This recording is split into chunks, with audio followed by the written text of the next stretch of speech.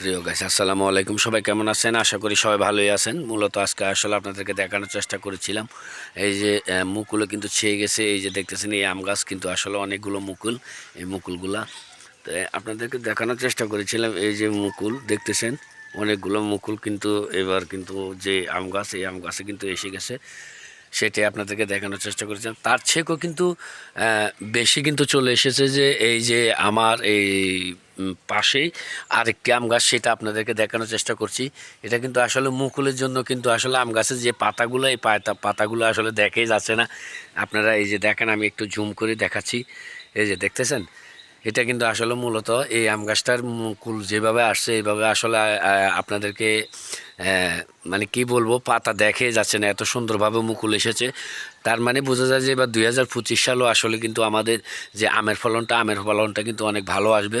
সেটাই আপনাদেরকে দেখানোর চেষ্টা করেছিলাম। আপনাদের বাড়িতে যে গাছগুলো আসলে ওই গাছগুলোতে এইভাবে মুকুল আসছে কিনা আমি সঠিক জানি না। আমার বাড়িতেও কিন্তু আসলে সবগুলা গাছেই কিন্তু মুকুল এইভাবে আসে নাই। তো আপনাদেরকে আসলে দেখানোর চেষ্টা করলাম আমার দেশের বাড়ি থেকে, যে দেশের বাড়ি যে আম গাছগুলো, এই আম গাছগুলোতে আসলে কীভাবে মুকুল আসছে সেটাই আপনাদেরকে দেখানোর চেষ্টা করলাম। মুকুলে মুকুলে ছেয়ে গেছে এই আসলে বাড়ির এই আম গাছগুলো। তো সেটাই আপনাদের মাঝে তুলে ধরলাম। তো সবাই আসলে দেখে ভিডিওটি শেয়ার করে দিবেন।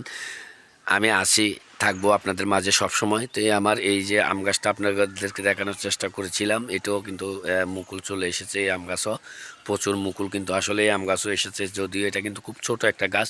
এই যে আপনাদেরকে দেখানোর চেষ্টা করছি, গাছটা কিন্তু আসলে বেশি মোটা না, চিকন একটা গাছ। তো বন্ধুরা, সবাই ভিডিওটি শেয়ার করে দিবেন, পাশে থাকবেন। আল্লাহ হাফেজ।